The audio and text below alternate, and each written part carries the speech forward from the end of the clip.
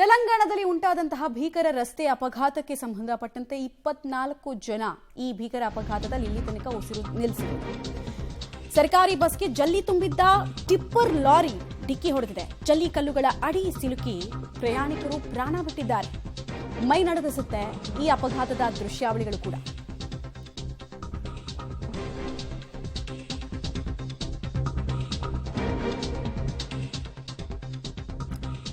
ಸದ್ಯಕ್ಕೆ ಸಿಗ್ತಾ ಇರುವಂತಹ ಮಾಹಿತಿ, ಅಫಿಷಿಯಲ್ ಅನೌನ್ಸ್ಮೆಂಟ್ ಪ್ರಕಾರ 20 ಜನ ಪ್ರಾಣ ಕಳ್ಕೊಂಡಿದ್ದಾರೆ. ಪೊಲೀಸರ ಪ್ರಾಥಮಿಕ ತನಿಖೆಯಲ್ಲಿ ಕೆಲ ವಿಚಾರಗಳು ಕೂಡ ಗೊತ್ತಾಗ್ತಾ ಇದೆ.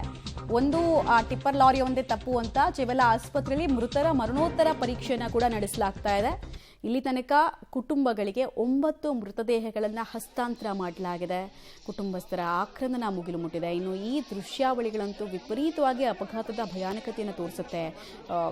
ಲೋಡ್ ಗಟ್ಲೆ ಜಲ್ಲಿ ಮನುಷ್ಯರ ಮೇಲೆ ಬಿದ್ದಿರೋದನ್ನು ನೋಡ್ತಾ ಇದ್ದಾರೆ. ಅದನ್ನು ತೆಗೆದುಹಾಕೋದಕ್ಕೂ ಆಗ್ತಾ ಇಲ್ಲ. ಕಾರ್ಯಾಚರಣೆ ಆಗ್ತಾ ಇದ್ರು, ನೋವಿನಲ್ಲಿ ಒದ್ದಾಡ್ತಾ ಇದ್ದಾರೆ ಜನ. ಅಲ್ಲಿ ಇನ್ನು ಕೆಲವ್ರದ್ದು ಮೂಮೆಂಟ್ಸೇ ಇಲ್ಲ. ಒಬ್ಬ ಮಹಿಳೆದಂತೂ ದೃಶ್ಯ ನೋಡಿದ್ರೆ ಭಯ ಆಗ್ಬಿಡುತ್ತೆ. ಆಕೆದ ಮೂಮೆಂಟೇ ಇಲ್ಲ. ಪ್ರಾಬಬ್ಲಿ ಈ ಅಪಘಾತದ ತೀವ್ರತೆಗೆ ಆಕೆ ಸ್ಥಳದಲ್ಲೇ ಸಾವನ್ನಪ್ಪಿರೋದು ಗೊತ್ತಾಗ್ತಾ ಇದೆ. ಇನ್ನು ಕೆಲವರ ದೇಹ ರಕ್ತಸಿಕ್ತವಾಗಿ ಕಂಡುಬಂದಿದೆ. ಅಪಘಾತದ ಭೀಕರತೆಯನ್ನ ತೋರಿಸ್ತಾ ಇದೆ ಎರಡೂ ದೃಶ್ಯಾವಳಿಗಳು. ಹೇಗೆ ಆ ಬಸ್ಸಿನ ಬಲಭಾಗಕ್ಕೆ ಬಂದು ಬಡಿದಿದೆ ಜಲ್ಲಿ ತುಂಬಿದಂತಹ ಟಿಪ್ಪರ್ ಲಾರಿ ಅನ್ನೋದನ್ನು ನೋಡ್ತಾ ಇದ್ದೀರಾ. ಸಿಕ್ಕಾಕೊಂಡಿದ್ದಾರೆ, ಬರೋಕ್ಕಾಗ್ತಿಲ್ಲ. ಈ ಮಹಿಳೆದು ಒಬ್ಬರದು ಮೂಮೆಂಟೇ ಇಲ್ಲ. ಅವ್ರು ಆಲ್ಮೋಸ್ಟ್ ಸಾವನ್ನಪ್ಪಿರೋದು ಗೊತ್ತಾಗ್ತಾ ಇದೆ.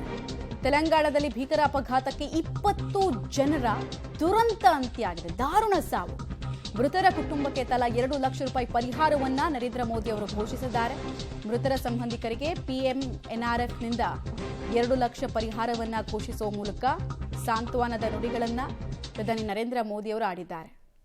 ಗಾಯಾಳುಗಳಿಗೂ ಕೂಡ ಕೇಂದ್ರ ಸರ್ಕಾರದ ವತಿಯಿಂದ 50,000 ರೂಪಾಯಿ ಪರಿಹಾರವನ್ನ ಘೋಷಣೆ ಮಾಡಲಾಗಿದೆ.